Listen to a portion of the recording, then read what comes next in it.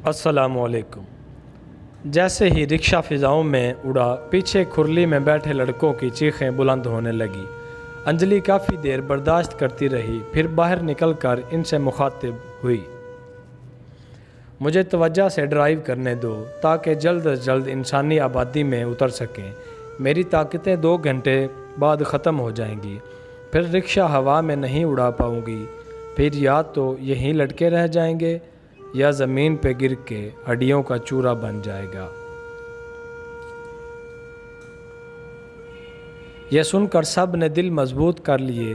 अंजलि ने सब को जहाँ से लिया था वहीं उतार दिया।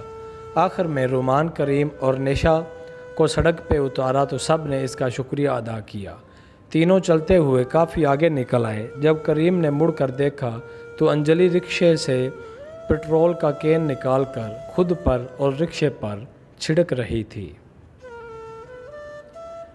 रोमान दौड़ता हुआ गया और इससे कैन छीन कर दूर फेंक दिया। रोमान, ये क्या कर रही हो पागल चुड़ैल? क्या तुम खुद को कशी करने लगी थी? अंजलि, हाँ, क्योंकि अब मेरे जीने का कोई मकसद नहीं रहा। मेरी ताकतें छिन गई हैं। ऐसी ज़िंदगी से बेहतर है मौत को गले लगा लूँ। रोमान, तो ये कहो ना, तुम अब एक इंसान बन चुकी हो। देखो अंजलि, इंसानों की ज़िंदगी इतनी भी बुरी नहीं होती कि इस पे मौत को तरजीह दी जाए। तुम जी कर तो देखो, मज़ा ना आया तो पेट्रोल भी यही है और माचिस भी। मेरे साथ मेरे घर चलो, दादा जान तुमसे मिल के बहुत खुश होंगे।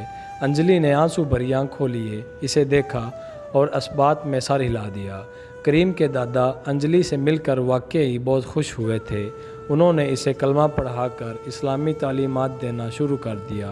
अंजलि का दिल आहिस्ता आहिस्ता इंसानों में लगने लगा।